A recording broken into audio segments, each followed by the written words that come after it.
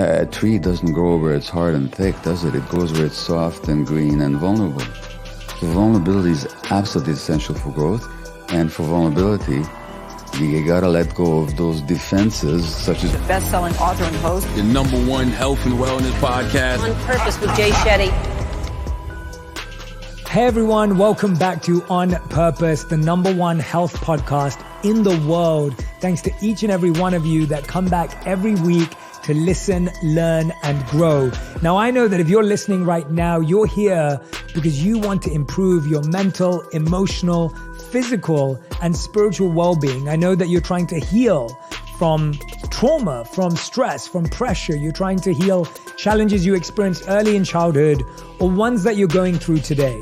And it's my job and it's my duty and it's my honor and joy to introduce you to incredible people that I believe have answers, have insights, have helpful approaches to navigating the challenges we all experience.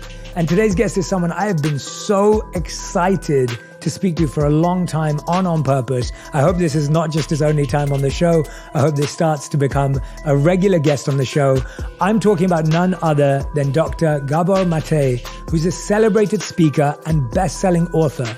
He's highly sought after for his expertise on a range of topics such as addiction, stress, and childhood development. Dr. Mate has written several best-selling books, including the award-winning In the Realm of Hungry Ghosts, Close Encounters with Addiction, When the Body Says No, The Cost of Hidden Stress, and Scattered Minds, The Origins and Healing of Attention Deficit Disorder.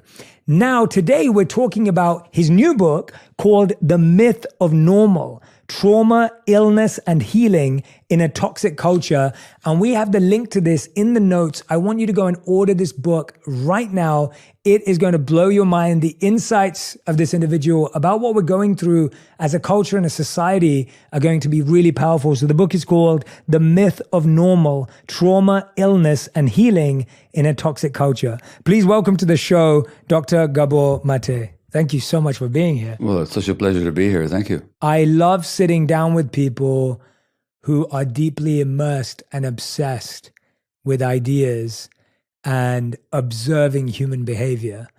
I admire obsession deeply and admiration deeply, and I admire the ability to sit with something for a long enough time. But I want to start off broad and I want to move in deeper.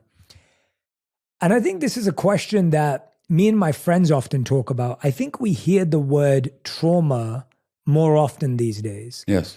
It's thrown around sometimes. Sometimes it's used effectively. Sometimes it's used in conversation around things that some people would perceive as small and insignificant. Sometimes it's used to describe life-defining things. In your words, how would you describe trauma?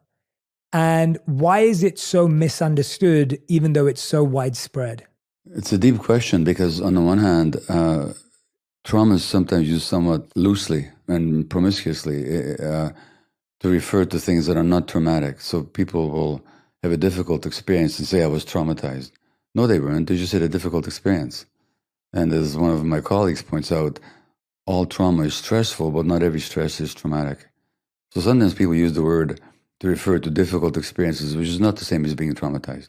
And on the other hand, where it really matters, which is in the area of health that you and I are both concerned in, whether it's physical or mental health, trauma is not understood nearly enough or used nearly enough. So that, to my mind, a lot of conditions of mind and body are actually very much trauma-related without the healing profession, particularly the medical profession, actually recognizing it. So trauma then it comes from the Greek word for wounding. Trauma is a wound. It's a psychic wound that leaves a scar, it leaves an imprint in your nervous system, in your body, in your psyche, and then shows up in multiple ways that are not helpful to you later on. So in its basic sense, trauma is a psychic wound.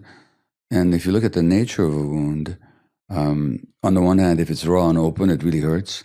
So when somebody touches that wound that you sustained a long time ago, but it hasn't healed yet, you'll react like you're just being tormented all over again.